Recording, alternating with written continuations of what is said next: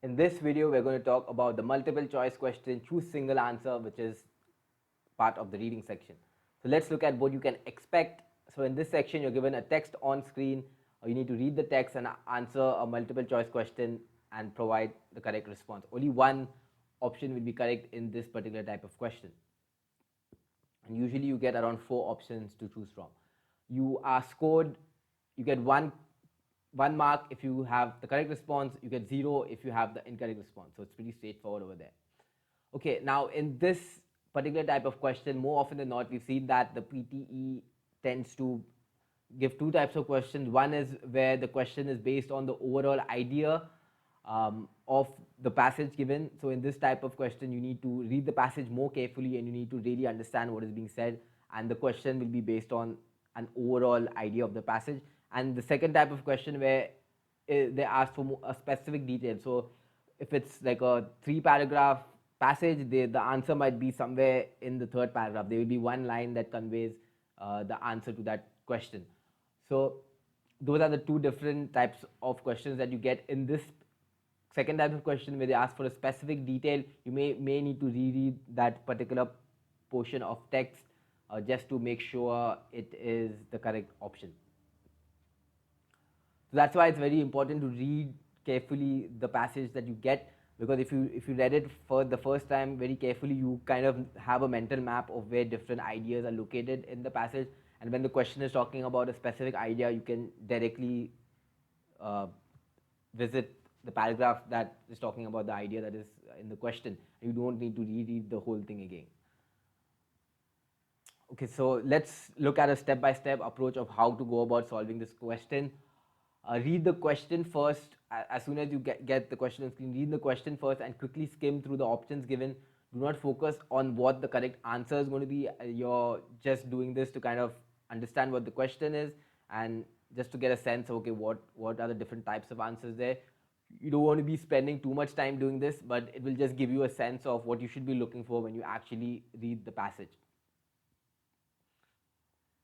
And by reading the question, you might even get a sense of, okay, what type of question is it? Is it a passage that's asking about the overall idea, or is it asking for a specific detail, so that when you're scanning through the passage, you can pay attention to that. But you don't want to be spending too much time in this particular step. So after you do this, maybe you spend 10-15 seconds going through that, then you get to the actual passage. Again, reading with the intention of understanding is very important. Do not think about the question too much as you're reading this passage. Your focus should entirely be on the passage and understanding its content. Once you're done, then you go back to your options and you work on eliminating the incorrect options. So look at specific details within the option, and if it is not true, just eliminate the options, and hopefully you should be end up with one option which is the correct answer.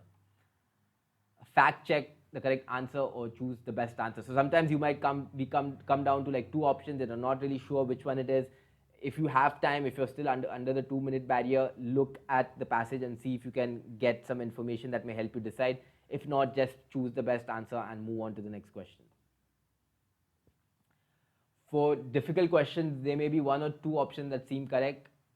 If possible, reread the passage to narrow down the correct answer. So that is the kind of just a strategy in terms of how you go about solving this question.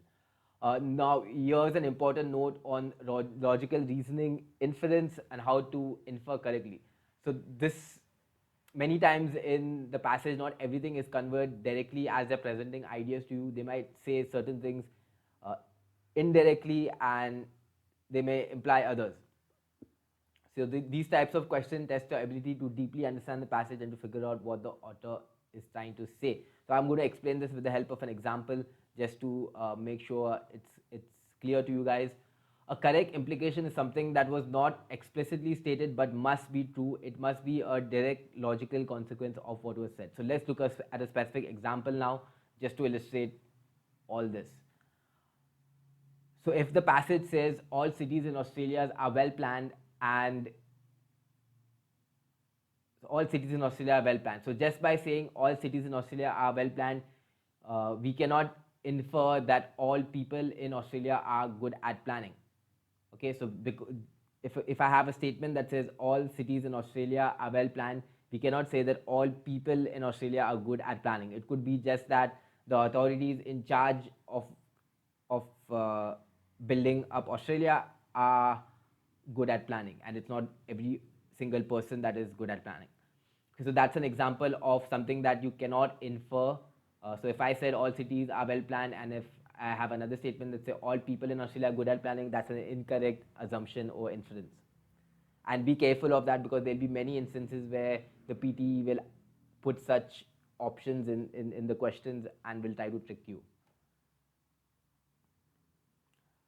But something that could be, that is true, is that Melbourne is a well planned city. So all cities in Australia are well planned. Melbourne is a part of Australia, therefore Melbourne should be a well planned city. So if you get an option that asks you, is Melbourne a question that says, is Melbourne a well planned city, you can confidently say yes based on just this information. So that's an example of how to infer correctly. So this ability to, your ability to do this will determine if you're able to cross that 679 score, because most of the advanced questions, they are testing this ability.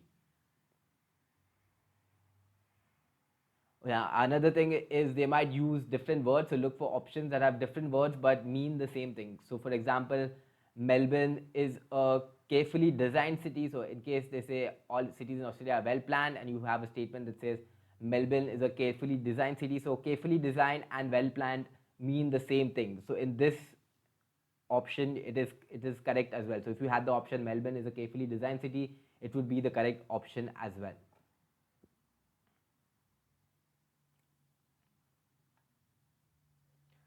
So the options will generally fall under these three categories. Either the option is true, so that's the correct answer. If it's false, or insufficient information is given to determine if it's true or false.